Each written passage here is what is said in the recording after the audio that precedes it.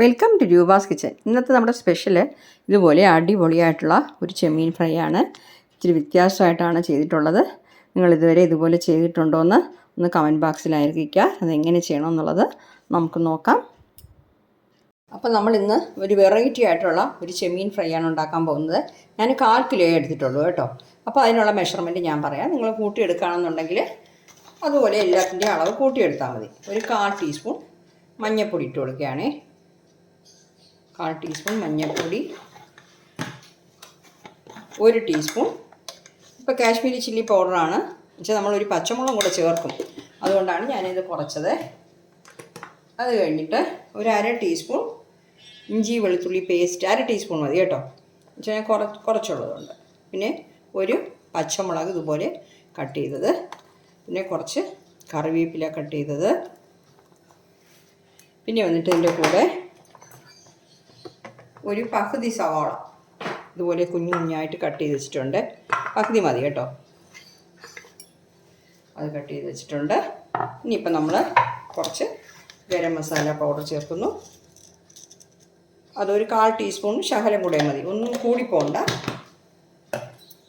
ഇതിൻ്റെ കൂടെ ഞാനിപ്പോൾ ഒരു 3 ടീസ്പൂൺ തേങ്ങ ചിരകിയും കൂടെ ചേർക്കുന്നേ.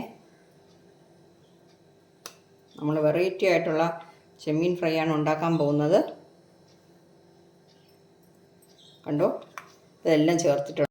ഇതിൻ്റെ കൂടെ നമുക്ക് ഒരു 1/2 ടീസ്പൂൺ, 1 ടീസ്പൂൺ പോലും വേണ്ട, 1/2 ടീസ്പൂൺ വെളിച്ചെണ്ണ ചേർക്കുന്നേ. 1/2 ടീസ്പൂൺ മതി.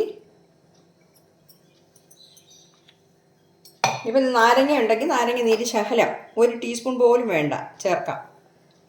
കുറച്ച് ഉപ്പ് ചേർക്കുന്നു. എന്നിട്ട് എല്ലാം കൂടെ ഒന്ന് മിക്സ് ചെയ്തേക്കാം.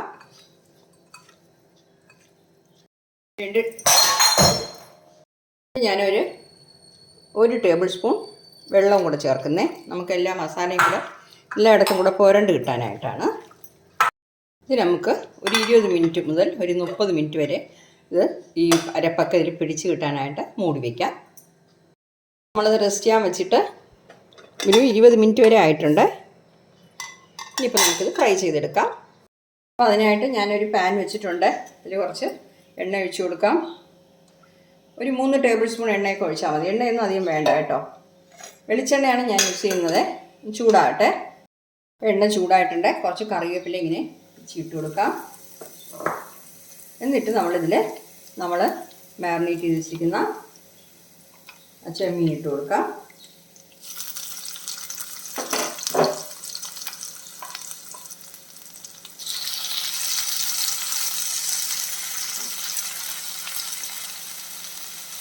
ഓരോന്നായിട്ടിങ്ങനെ കുമിച്ചിടാതെ ഓരോന്നായിട്ടിങ്ങനെ സ്പേസ് കൊടുത്തിട്ട് ഇട്ട് കൊടുക്കാം.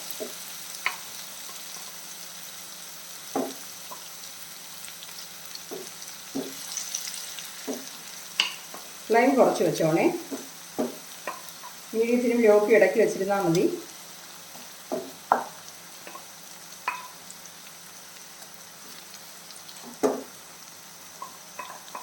അപ്പോൾ ഞാനിതെല്ലാം ചേർത്തു. ഇനിയിപ്പോൾ നമുക്ക് ഒരു മീഡിയത്തിനും ലോക്ക് ഇടയ്ക്ക് ഫ്ലെയിം വെച്ചിട്ട് മൂടി വെച്ച് കൊടുക്കാം. എന്നിട്ട് കുറച്ച് സമയം കഴിഞ്ഞ് നമുക്ക് മറച്ചിട്ട് കൊടുക്കാം. ഞാൻ മൂടി വയ്ക്കുന്നേ ഇരിക്കട്ടെ. ഒരു 5 മിനിറ്റ് കഴിഞ്ഞിട്ട് നമുക്ക് ഒന്ന് ഇത് മറച്ചിട്ട് കൊടുക്കാം. 5 മിനിറ്റ് ആയിട്ടുണ്ട്. നമുക്കൊന്ന് തുറന്ന് നോക്കാം. ടോട്ടൽ നമുക്കിത് വേകാനായിട്ടൊരു 10 മിനിറ്റേ ആവുള്ളൂ കേട്ടോ. എന്നിട്ട് കുറച്ചൊന്ന് മറച്ചിട്ട് കൊടുക്കാം. ഇതുപോലെ ചെറിയ സ്പൂൺ ഉണ്ടെങ്കിൽ ചെറുത് വെച്ച് മറച്ചിട്ട് കൊടുക്കാം. തീ കുറച്ചിട്ട് മറച്ചിട്ട് കൊടുക്കാം. അപ്പോൾ നമ്മളിട്ടിരിക്കുന്ന തേങ്ങയും ഉള്ളിയും എല്ലാം കൂടെ നമുക്ക് നല്ല രീതിയിൽ ഒന്ന് പൊരിഞ്ഞ് നിൽക്കണം.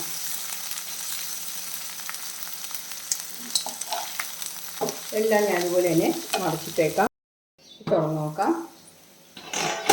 നമ്മുടെ പ്രാൺ റെഡി ആയിട്ടുണ്ട്. നിങ്ങൾക്ക് മുളക് പൊടി വേണമെങ്കിൽ കുറച്ചുകൂടെ ചേർക്കാം കേട്ടോ. നമ്മൾ 1 ടീസ്പൂണേ ചേർത്തോളൂ. ഒരു 1/2 ടീസ്പൂൺ കൂടെ ചേർക്കാം, കുഴപ്പമില്ല. പിന്നെ കൊച്ചു കുട്ടികളൊക്കെ ആകുമ്പോൾ തീരെ എരിവ് വേണ്ട, അത് കാരണമാണ് ഞാൻ എരിവ് തീരെ കുറച്ചത്. ഇനിയിപ്പോൾ നമുക്കിതിൽ കുറച്ച് കറിവേപ്പില ഇട്ട് കൊടുക്കാം. പിന്നെ കുറച്ച് മല്ലിയിലയും കൂടെ ഇട്ട് കൊടുക്കാം. വെറൈറ്റി ആയിട്ടുള്ള ഒരു ഫിഷ് ഫ്രൈ ആണ്. തീർച്ചയായിട്ടും നിങ്ങൾ ഇതുപോലെ ഒന്ന് ട്രൈ ചെയ്ത് നോക്കണം കേട്ടോ. ഒരു മിനിറ്റ് ഇലകളൊക്കെ ഇട്ട ശേഷം ഒന്ന് ചൂടാക്കിയിട്ട് നമുക്ക് ഫ്ലെയിം ഓഫ് ചെയ്യാം. ഇത്രയേ ഉള്ളൂ.